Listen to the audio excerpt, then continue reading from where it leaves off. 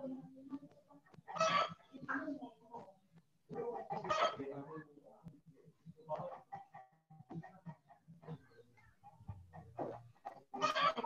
warahmatullahi wabarakatuh. Waalaikumsalam warahmatullahi wabarakatuh.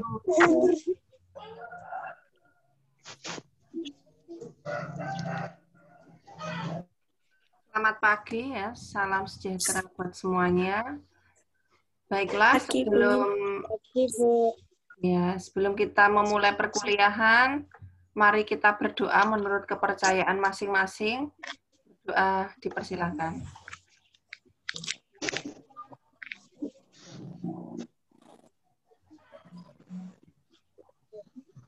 Berdoa selesai.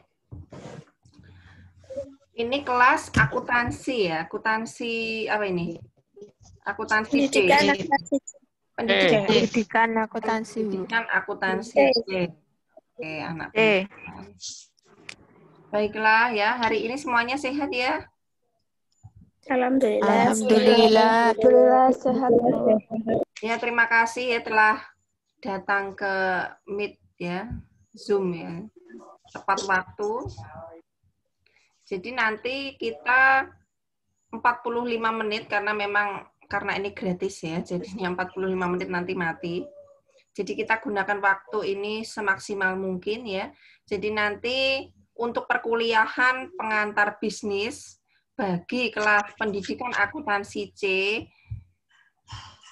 nanti kita selang-seling ya, kadang Zoom, kadang kita menggunakan yang namanya Elena ya, Elena ataupun bisa langsung melalui WhatsApp.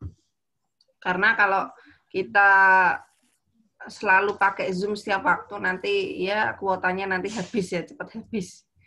Tapi kalau nanti kita bervariasi, tapi kalau kita tidak bertemu secara tatap muka, walaupun ini tatap muka secara daring, ya itu serasa ada yang kurang. Jadi nanti divariasi saja, nanti penugasan bisa untuk Elena, ya, kemudian bisa juga nanti lewat WhatsApp.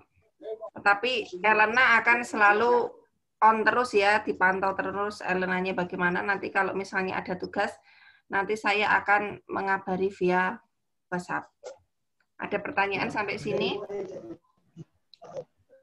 Kebetulan ini Bu Wulan ya, perkenalkan sebelumnya belum kenal ya sama saya. Perkenalkan nama saya Bu Wulan Suci Rahmadani ya. Saya lulusan dari Universitas Negeri Semarang ya, yang sangat membanggakan ya toh. Kalian sudah masuk di sini, kalian merupakan anak-anak pilihan ya. Anak-anak pilihan, anak-anak hebat. Nah, tentunya kalian harus bisa memanfaatkan kesempatan itu dengan sebaik-baiknya, karena untuk masuk ke Universitas Negeri Semarang itu pun tidak mudah, apalagi kalian termasuk salah satu yang diterima di fakultas terfavorit di Universitas Negeri Semarang, yaitu Fakultas Ekonomi. Nah, ini kalian harus bisa memanfaatkan dengan sebaik-baiknya. Ya. Saya kebetulan juga bukan kebetulan ya, saya lulusan dari Universitas Negeri Semarang ya, kemudian saya menempuh magister ya, S2 di Universitas 11 Maret ya. Saya juga sangat bangga dengan UNS, karena kalau kita namanya dengan alumni itu harus selalu bangga ya, selalu bangga. Kemudian tanggal lahir saya ya, nah ini jadi malu kalau tanggal lahir ya. Ini saya lahir 30 Mei ya, 30 Mei 1986, jadi saya sudah berumur 34 tahun. Saya sudah memiliki 2 anak dan 1 suami, alhamdulillah. Kalau pengen mau tanya hobi saya apa, hobi saya itu masak. Nah, hobi saya masak dan mengajar ya. Mengajar itu salah satu bagian yang saya senangi ya dari dulu.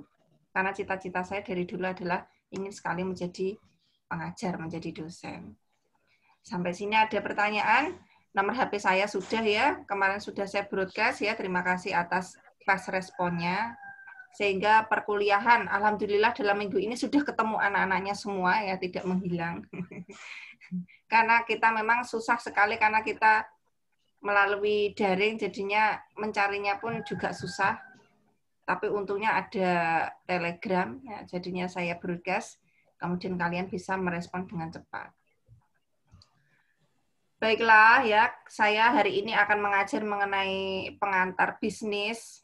kita langsung saja ya untuk menghemat waktu. Perkenalannya sudah. Oke. Oke, ini ya.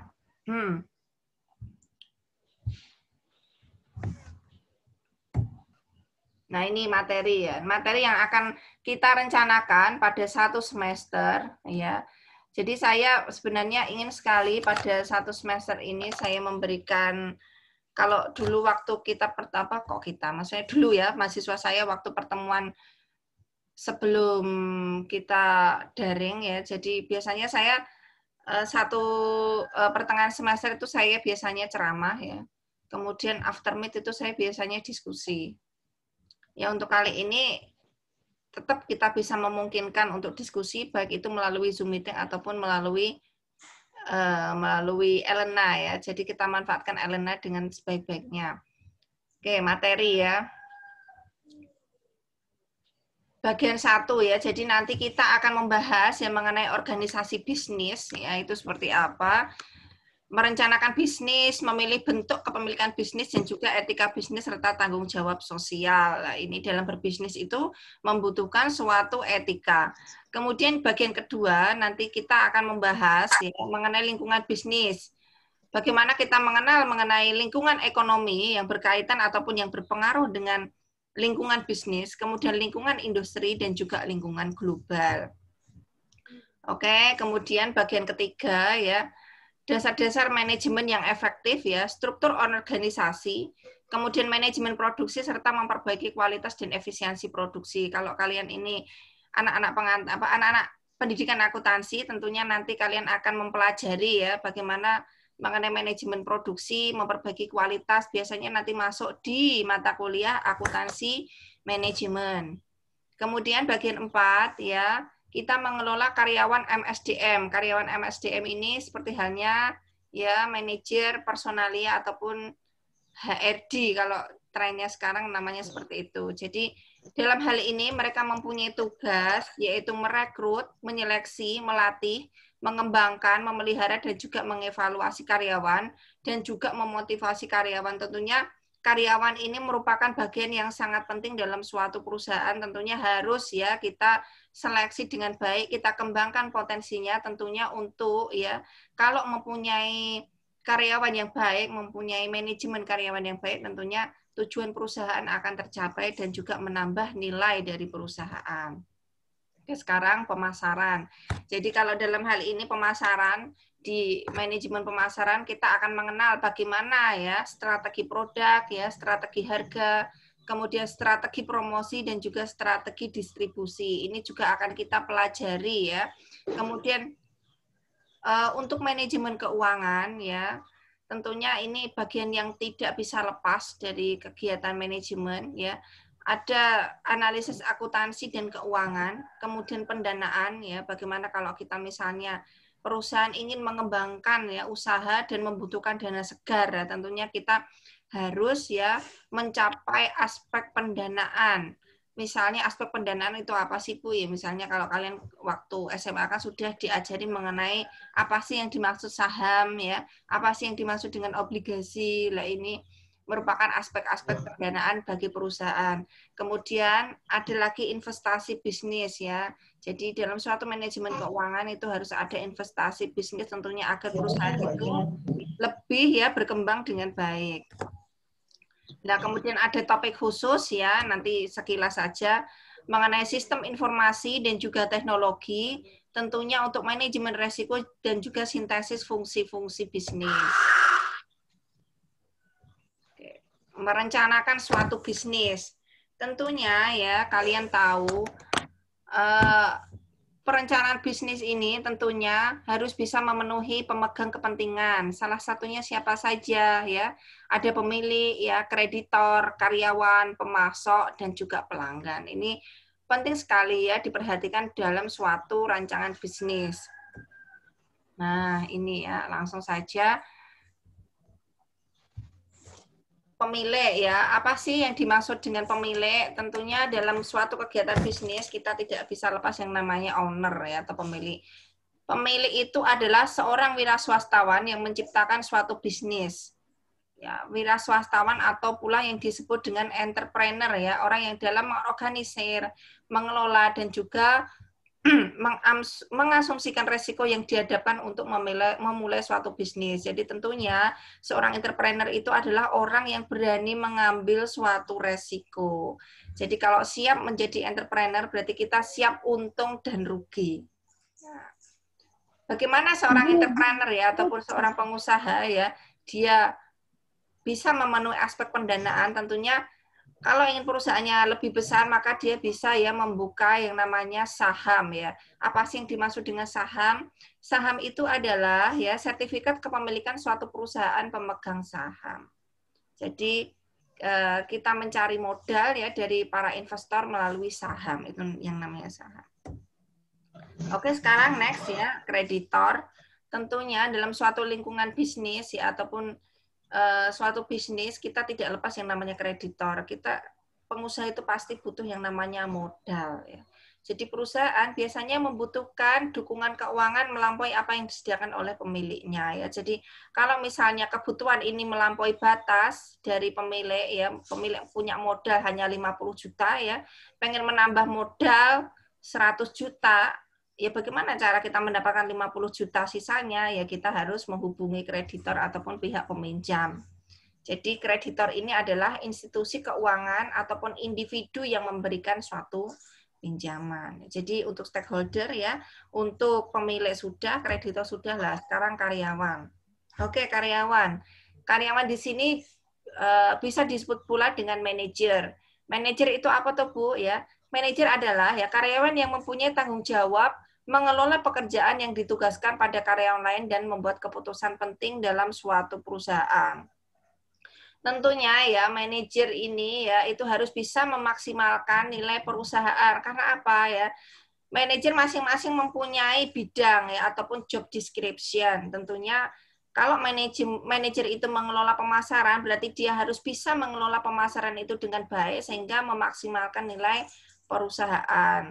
Bagaimana cara ya misalnya perusahaan itu mampu ya mengembangkan. Misalnya kalau zaman sekarang itu karena adanya pandemi COVID, tentunya sangat memberikan suatu tantangan tersendiri ya bagi perusahaan. Bahkan banyak sekali perusahaan yang gulung tikar akibat COVID. Apalagi COVID ini mulai memanas lagi sepertinya ya. Jadi di Jakarta pun sudah mulai lockdown ya. Jadi kalian harus pintar-pintar menjaga kesehatan ini.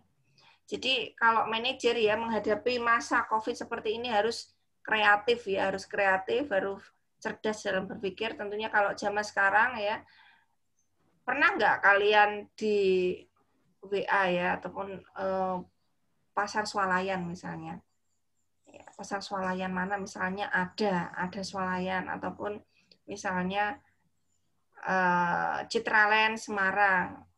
Mereka sekarang walaupun ya karena memang orang zaman sekarang takut ke mall ya, tapi mereka berusaha memasarkan itu melalui media online ataupun baik itu dari WhatsApp ya ataupun dari sosial media. Agar apa? Ya ini tadi, agar perusahaan atau pemasaran itu tetap jalan.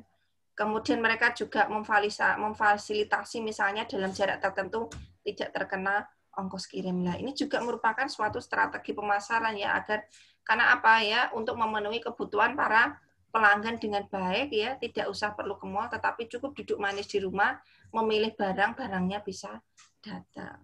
Kalau biasanya produk kalau dari mall itu kan biasanya kan bagus ya ataupun mempunyai branded. Nah, ini kalian tidak perlu ya. Kalian memilih secara langsung ke mall ya, ribet ya. Kalian cukup menghubungi pihak karyawan, mereka akan memberikan misalnya foto-foto ya mengenai produk ya, kemudian kalian tinggal duduk manis di rumah, barangnya akan datang. Nah, ini banyak sekali ya hal-hal tertentu yang mesti ya diperhatikan dalam suatu memaksimalkan nilai perusahaan. Nah, sekarang pemasok atau pelanggan. Sampai sini ada pertanyaan apa tidak? Jelas ya? Jelas apa enggak? Jelas ya? Jelas, Bu. Tentunya ya, dalam stakeholder kita harus memperhatikan yang namanya pemasok atau pelanggan. Ya, siapa sih pemasok? Pemasok itu adalah perusahaan yang umumnya menggunakan bahan baku guna menghasilkan produknya. Jadi, kinerja dari suatu perusahaan sebagian bergantung pada kemampuan pemasok untuk mengantarkan bahan baku sesuai jadwal. Tentunya, perusahaan itu juga sangat tergantung yang namanya pemasok. Misal perusahaan tas, ya, dia akan bergantung dengan pemasok, misalnya kulit binatang misalnya. Nah, ini kalau pemasok ini tidak mengantarkan bahan bakunya sesuai jadwal, ya tidak memenuhi kebutuhan dari dari customer yang dalam hal ini adalah perusahaan, maka kinerja perusahaan pun akan juga berpengaruh ya. Misalnya lagi kalian mempunyai usaha misalnya ayam geprek. Lah, ayam geprek ini kan pasti butuh ayam ya. Ayam itu berasal dari mana? Pemasok. Nah, ini juga sangat penting sekali ya untuk mencapai suatu kinerja dari perusahaan. Sangat bergantung dengan pemasok. Misalnya kalau tadi kalian perusahaan tekstil ya ataupun perusahaan baju ya, tentunya kalian sangat bergantung ya dari misalnya pemasok dari kain, atau kalian misalnya usaha mebel. Nah, mebel kalau kebetulan saya kan asli Jepara ya. Jadi kalau mebel ya itu biasanya membutuhkan kayu dan lain sebagainya, dan zaman sekarang kayu itu juga sangat susah untuk didapat ya. Jadi harus pintar-pintar memilih pemasok, kualitas kayunya seperti apa ya, kayunya harus matang betul atau tidak. Nah, ini sangat membutuhkan ketergantungan kita terhadap pemasok. Ada yang dari Jepara? Ada yang dari Jepara enggak ini? Ada, Bu. Ya, dari SMA mana? SMA Negeri 1 Pecangaan. Oh, SMA Negeri 1 Pecangaan. Ada yang sealumni dengan saya SMA 1 Jepara? Ada ya? Enggak ada ya? Berarti ini satu-satunya, jangan-jangan yang diterima di UNAS ini hanya SMA Negeri 1 Pecangaan ini ya. SMA Negeri 1 Pecangaan aja. Oke, lanjut ya, next ya. Untuk pelanggan ya. Jadi pelanggan di sini ya, untuk menarik pelanggan, perusahaan harus menyediakan produk atau jasa yang diinginkan dengan harga yang wajar. Tentunya zaman sekarang ya, harga itu semakin kompetitif ya enggak? Iya, jadi dalam hal ini misalnya di Shopee misalnya, ini sangat kompetitif sekali ya, harganya ada yang murah, ada yang mahal, tentunya dengan kualitas barang yang kita inginkan ya. Harga jilbab harganya 10.000, ya tipis ya toh. Memang lah ini harga jilbab, harga antara misalnya 60.000 sama 35.000 itu kualitasnya juga beda. Nah inilah, jadi walaupun dengan berbagai macam harga yang kompetitif, tentunya perusahaan harus pintar-pintar dalam menyediakan produk atau jasa yang diinginkan dengan harga yang wajar ya, tentunya agar ya mengurangi pesaing karena kompetitor itu banyak sekali. Sekarang next. Nah ini tadi ya, interaksi antara pemegang kepentingan ataupun stakeholder. Nah, ini tadi sudah saya jelaskan satu-satu ya. Tentunya dalam hal ini saling berkesinambungan ya, saling membutuhkan dan juga membentuk suatu mata rantai bisnis ya. Baik itu pemilik perusahaan yang dijalankan karyawan, kemudian pelanggan, kemudian pemasok dan juga kreditor. Nah, ini interaksi antara pemegang kepentingan ya dari pemilik dan juga stakeholder yang terkandung di dalamnya. Oke. Next ya, menciptakan ide bisnis. Tentunya dalam menciptakan suatu ide bisnis, orang akan selalu berniat menciptakan bisnis berharap mendapatkan imbalan untuk usahanya. Imbalannya berupa apa sih? Berupa laba ataupun keuntungan ya. Tentunya supaya berhasil, perusahaan ini harus mempunyai suatu keunggulan kompetitif ya, sifat unik yang membuat suatu produk bisnis lebih diminati dari produk lain. Nah, ini sangat penting ya, harus mempunyai keunggulan kompetitif. Ya misalnya kalau zaman sekarang ini banyak sekali minuman-minuman ya, minuman boba. Nah, kalian seneng banget nggak minuman boba? Yang model Thai tea ya. Hati-hati ini kalorinya banyak sekali ya. Nggak terlalu, Bu. Nggak terlalu ya, jadi gendut nanti. Ya sekali-kali tidak apa-apa kalau kita cheating day sehari itu satu, itu nggak masalah buat tombol kangen. Nah ini walaupun banyak sekali ya, misalnya minuman-minuman seperti Thai tea ya, Thai tea Num Thai, ini sudah beda-beda ya. Ada lagi Raca. Nah, kan produknya sama ya ini, tapi mereka masing-masing mempunyai keunggulan kompetitif ya. Kemudian sebentar ya. Anaknya lewat.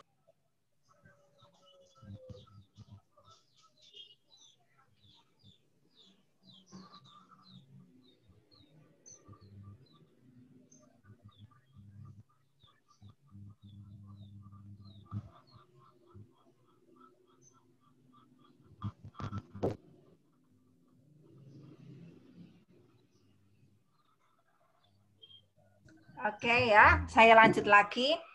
Jadi ya, supaya berhasil ya, perusahaan harus mempunyai suatu keunggulan kompetitif. Contohnya tadi ya, minuman boba ya, ada apa? Num Thai, Kapkun ya, apalagi ya, kalian yang biasa minum. Ada lagi apa? Ya Raca ya. Masing-masing punya keunggulan. Apa Joy Tea ya? Joy Tea misalnya. Kalau Joy Tea rasanya gimana? Belum pernah. Futang. Apa? Wangca Bu, Wangca. Wangca banyak saya. Kalau yang itu yang mahal itu Chat Time itu ya. Nah, Chat Time. Iya, chat time. Masing-masing mempunyai ya keunggulan kompetitif. Chat Time misalnya. Mahal toh, tapi kan laris, ya enggak? Ya, Pak Enggak? Iya. Karena apa? Ya, karena memiliki suatu keunggulan kompetitif ya. Dia sudah punya branding, punya kalau orang sudah minum Chat Time terus merasa sudah prestisius itu. Semua prestis, wah ini berarti orang ini berduit ini kok minumnya kok Chat Time. Nah, ini berarti dia mempunyai branding tersendiri, mempunyai keunggulan kompetitif tersendiri. Ya lah, ini perusahaan harus mempunyai itu ya, walaupun harganya mahal sekalipun, tetapi dia mempunyai keunggulan kompetitif, punya branding ya, mempunyai sifat unik yang membuat suatu produk bisnis lebih diminati oleh produk pesaing. Lah ini akan memberikan suatu keuntungan ataupun laba bagi perusahaan. Karena apa? Karena perusahaannya menjadi produk yang ditawarkan menjadi laris. Nah, misalnya lagi Num Thai. Kalau menurut saya Num Thai itu manis banget ya. Manis banget ya. Tapi kalau ada orang yang memang suka manis, ya Num Thai menjadi pilihan. Kalau Raca nggak terlalu manis kalau menurut saya. Nah, ini orang-orang yang kayak saya nggak terlalu suka yang manis banget itu, kayaknya lebih cocok dengan Raca. Saya pernah minum Num Thai sekali itu kepala saya langsung pusing. Soalnya manis sekali ya, manis banget. Nah ini ya, jadi masing-masing pelanggan itu punya taste ya, taste punya selera lah. Perusahaan ini yang harus bisa mengembangkan ya, harus bisa memberikan suatu istilahnya adalah customer satisfaction ya, kepuasan konsumen. Kalau konsumen puas, pasti akan beli lagi, beli lagi, beli lagi. Gitu. Oke. Sekarang next ya. Pengaruh teknologi. Nah, ini cocok sekali dalam masa sekarang ini, dalam masa pandemi Covid ya, pengaruh teknologi dalam suatu menciptakan suatu bisnis. Jadi teknologi dalam hal ini ya, pengetahuan alat untuk menghasilkan barang dan jasa ya. Kemudian lagi ada teknologi informasi. Teknologi yang bisa mendapatkan informasi yang digunakan untuk menghasilkan barang dan jasa. Zaman sekarang segala sesuatu teknologi sangat berpengaruh atau tidak? Iya ya. Nah, contoh ya yang berkaitan dengan itu adalah atau istilahnya adalah e-commerce ya. Zaman sekarang itu kalau kita beli itu tinggal klik ya, banking dibayar, barangnya datang sendiri. Iya enggak? Nah, inilah kemajuan teknologi. Kalau misalnya kalian beli barang elektronik ya, pengen yang bagus, yang berkualitas ya, kita klik aja Bhinneka ya enggak? Nah, pengen laptop yang ori, nah, ke Bhinneka. Ataupun ya ada GDAD, nah, GDAD katanya barangnya ori.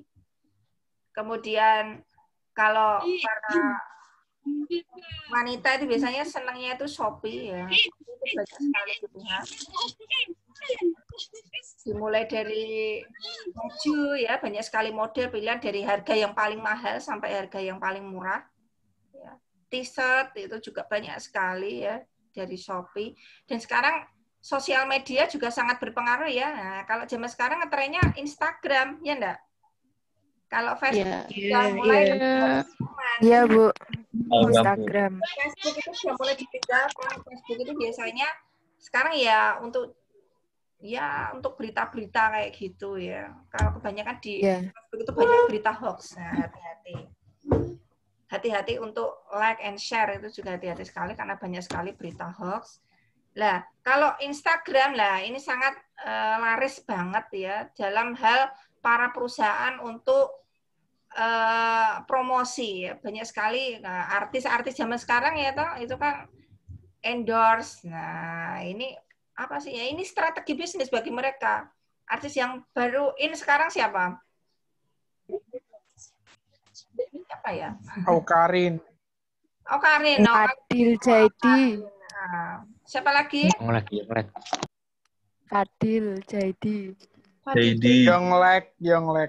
Oh, Yonglek. Sengkuru kuwi to. Kita selfie-nya.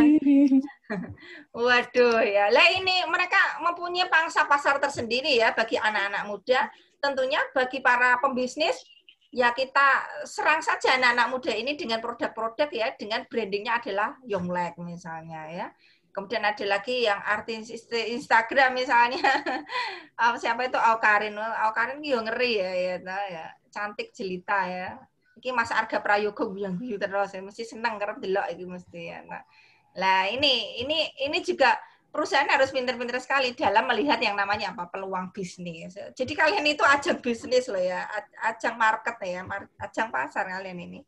Nah, ya oke, next ya, fungsi utama bisnis. Jadi bagaimana cara ya manajemen untuk menggunakan ya fungsi-fungsi itu dengan baik. Tentunya kalau fungsi ini berperan dengan baik ya, contohnya misalnya fungsi manajemen, pemasaran, keuangan, akuntansi dan juga sistem informasi ya, maka fungsi utama bisnis ini akan tercapai. Oke.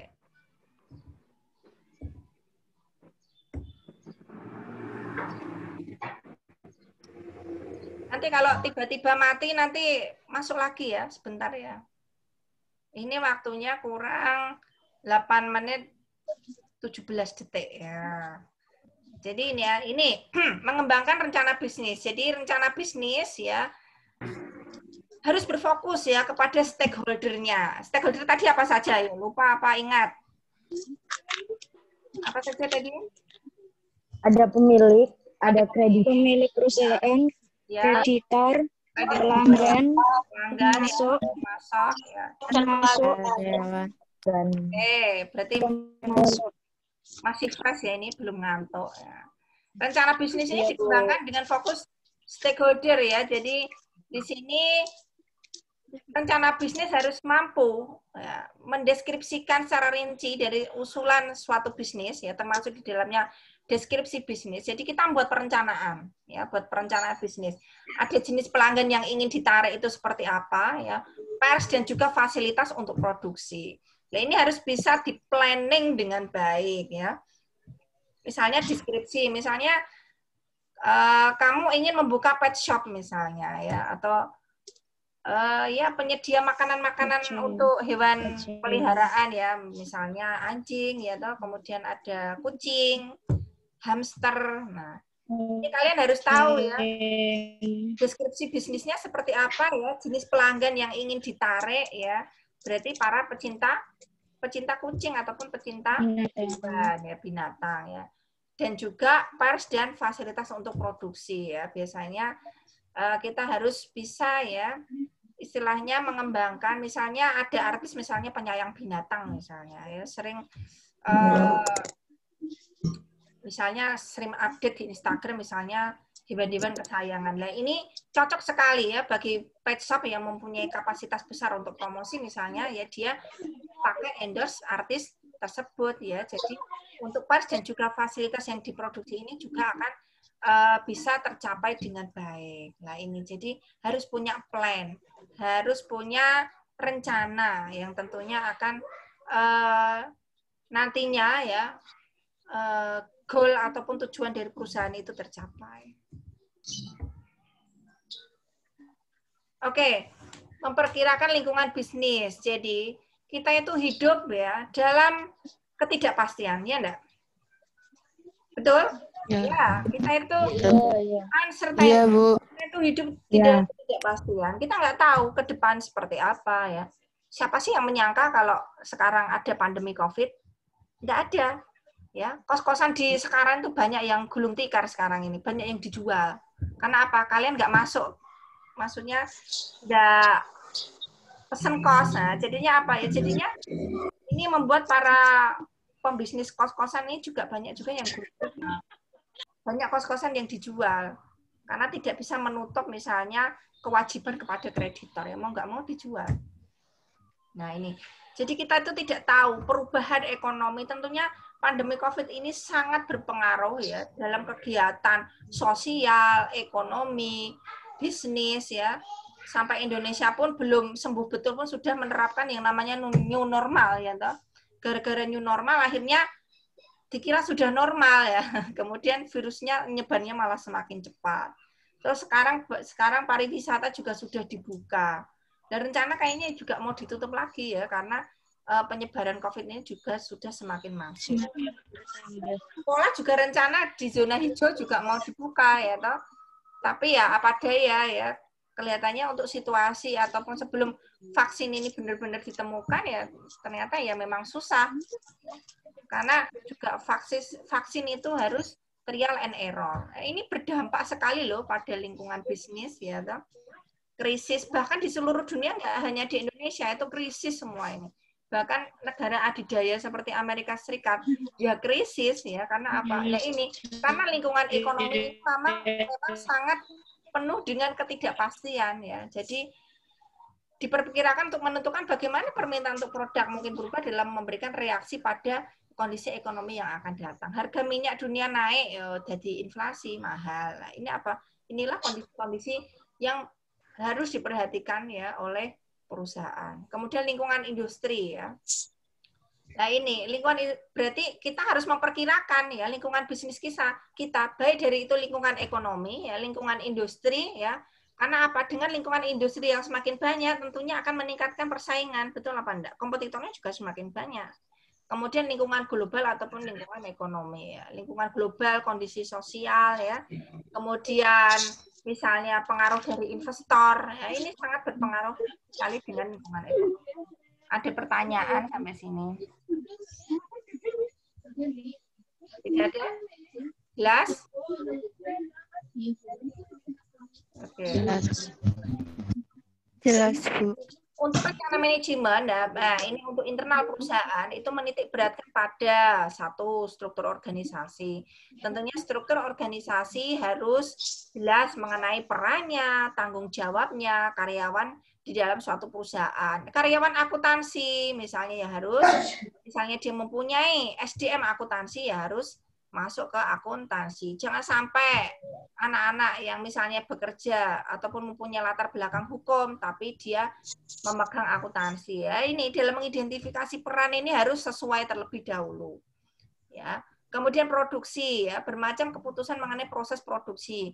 Baik itu kita harus bisa merencanakan lokasinya, harus yang strategis, fasilitasnya, ya. Jangan sampai kamu membuka perusahaan tapi di tengah hutan, tetapi tidak memiliki maksudnya rencana manajemen yang tepat misalnya. Tengah hutan tetapi itu misalnya sumber minyaknya berlimpah Bu, ya tidak masalah berarti kamu sudah memikirkan ya mengenai lokasi ataupun fasilitas yang nantinya akan berkaitan dengan produksi yang akan kamu buat. Nah, kemudian lagi SDM. SDM ini diam-diam itu juga sangat penting loh ya. Ini faktor kritis untuk berhasilnya perusahaan. Kamu punya modal besar, kamu punya produksi yang luar biasa, kamu punya lokasi yang strategis, kamu punya fasilitas yang mendukung. SDM-mu ora pinter kabeh misalnya, nggak kompeten. Nah ini kritis sekali ya. Kritis untuk menentukan berhasil atau tidaknya perusahaan. SDM ini sangat penting sekali. Bahkan kalau kita memiliki SDM yang bagus, SDM yang pintar, SDM yang mumpuni, SDM yang cerdas, terkadang segala sesuatu fasilitas itu bisa dipotong kompas ya. Nah, gini. Enggak perlulah kita perusahaan misalnya modal awalnya gede, Tapi kalau dia punya SDM yang kritis, ya pintar golek modal. Bagaimana caranya? Nah ini, faktor SDM ini sangat penting sekali dalam mempengaruhi. Nah, kurang 1 menit lagi ya, nanti tiba-tiba mati ya. Nah ini. Rencana pemasaran ya, ini fokus kepada misalnya target pasar, pasar yang pantas untuk profil pelanggan misalnya. Nah ini pemasaran pun kita harus fokus ya, fokus pada apa? Karakteristik produk, distribusinya, promosinya. Nah ini harus terfokus karakteristik produk. Sing arep mbok dol ki lho opo? Karakteristiknya opo? Ya. Tekstil kah ya? Tekstil yo klambi lan sak kanca-kancane ya toh. Ada jaket, ada